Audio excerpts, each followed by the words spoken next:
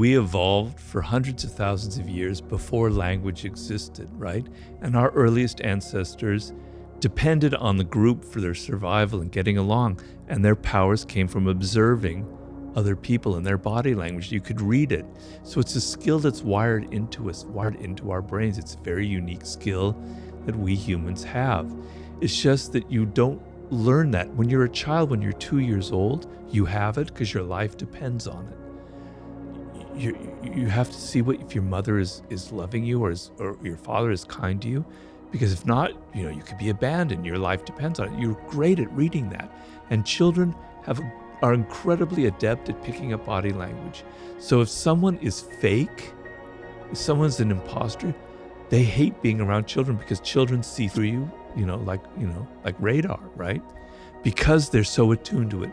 You had that skill when you were very young, but you lost it because you became so oriented with words and you became so self-absorbed that you're not paying attention. But it's extremely important, right? So the whole body is involved in it.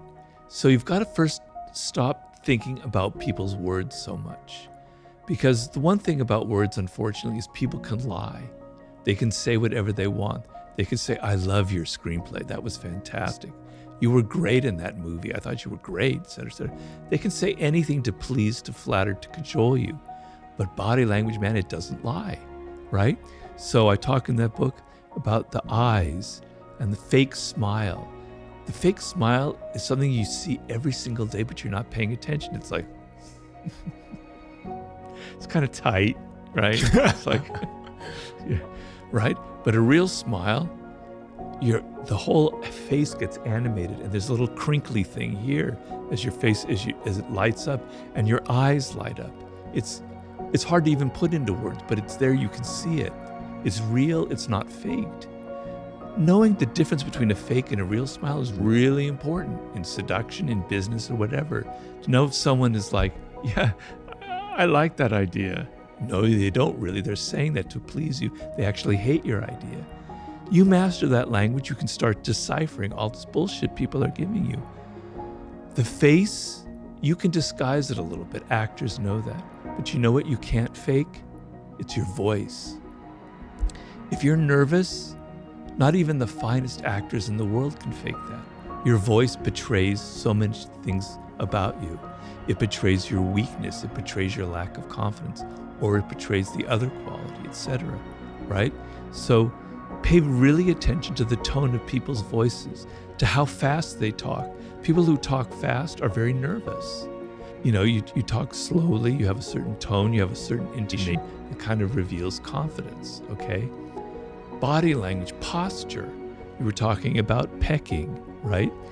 When you go and look at a meeting of people in a business meeting, you'll see all the employees kind of leaning forward, nervous, and you'll see the boss kind of leaning back, arms crossed like this, I'm the powerful one, you come to me. I'm the leader, I'm the top dog, or she, it's a woman. I don't need to be like this, I'm like this.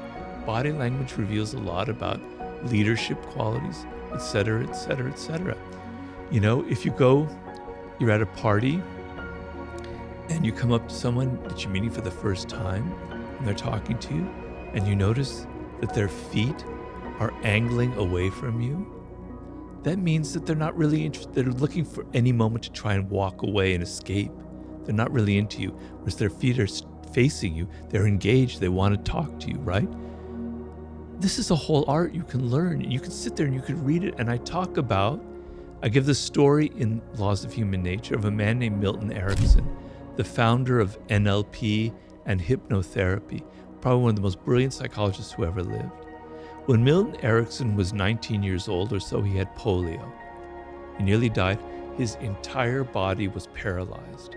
The only thing he could move, the only muscle he could move were his eyeballs. Now imagine that. He was a young man with a very active mind. He can't talk, he can't do anything. All he can do is move his eyeballs a little bit. He was so bored. Can you imagine how bored you'd be like that? You can't read, you can't do anything. People would come in to visit him. All he could do was look at them and study them. He became the greatest reader of body language ever in the history of mankind. People said he was almost had ESP. He could read everything about who they were just by looking, because he ended up recovering. He became a psychologist. Because his life depended on developing this skill, he was going to just die from sheer boredom if he didn't learn how to read body language. He mastered that language much like somebody could master French. And it's an incredibly powerful language that I can't emphasize enough. If you feel confident, if you feel secure, if you're not all inward and insecure and worried about yourself, it will naturally radiate through your gestures. Yeah, you don't have to sit there and pay attention to your fingers, your arm, your ears, your eyes. It's just there, it's natural. So yeah, that is the solution. So the two parts of the game, it's your own body language. Be aware that people are judging you for that, right? And you can't, as you say, be monitoring everything or you'll drive yourself crazy and you'll look very weird, right? So the best solution is to feel these certain things that are going to radiate and to not give the fake smile, but when you're really happy, to just show it and show your emotion that way. And the other side, which is I think really important, is learning other people's body language. And that can come from study and is much more a logical thing than constantly thinking about everything that you do.